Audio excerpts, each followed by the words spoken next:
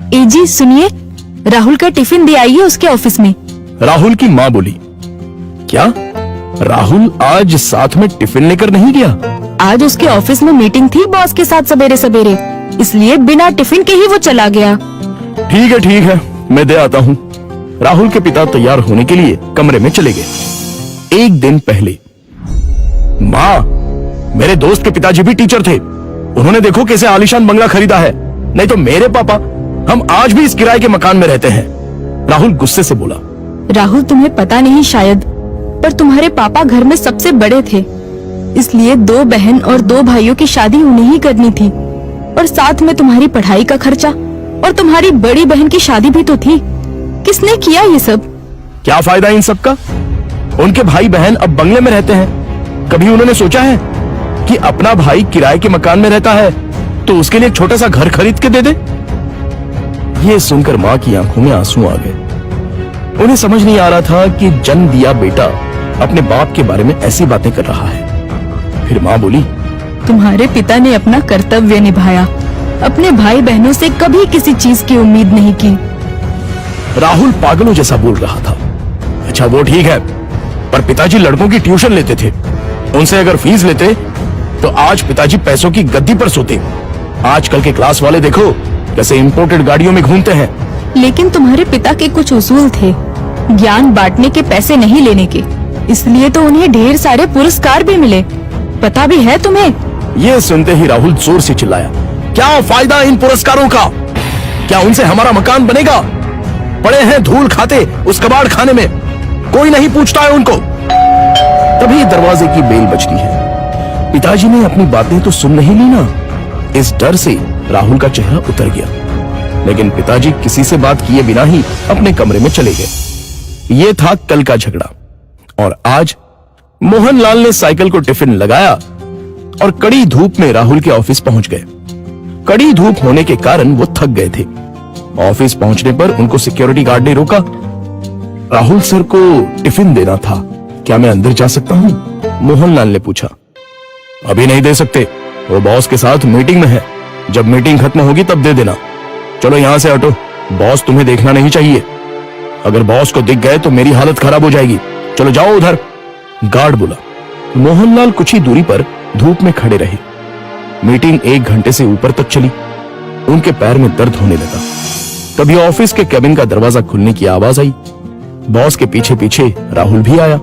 धूप में खड़े हुए पिताजी को देखकर वो मचलाया। चलते चलते बॉस की नजर मोहनलाल पर पड़ गई। गाड़ी में बैठने की बजाय वो वहीं खड़े रहे।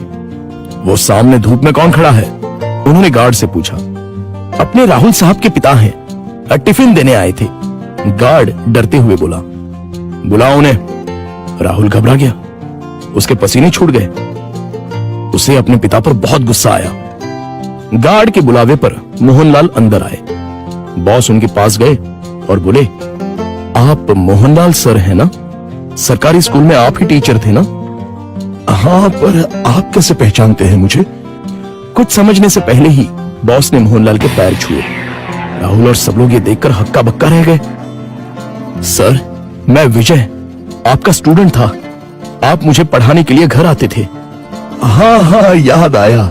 बाप रे, तुम तो बहुत ही बड़े हो गए हो। विजय मुस्कुराया और बोला, सर आप यहाँ धूप में क्या कर रहे हैं? चलिए अंदर बैठते हैं, बहुत सारी बातें करनी है आपसे। सिक्योरिटी, तुमने इन्हें अंदर क्यों नहीं बिठाया? सिक्योरिटी ने शर्म के मारे गर्दन नीचे कर दी और बोला, सॉरी सर, गलती हो गई।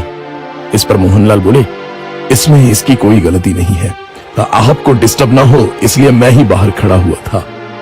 ओके। विजय ने मोहनलाल का हाथ थामा और उनको अपने केबिन ले गया। बैठिए सर, अपने कुर्सी की तरफ उंगली करते हुए विजय बोला। नहीं, ये कुर्सी तो तुम्हारी है। मोहनलाल हिचकिचाहट से बोले, सर आपकी वजह से ही तो ये कुर्सी मुझे मिली है, इसलिए इस पर सबसे पहले आपका हक बनता है।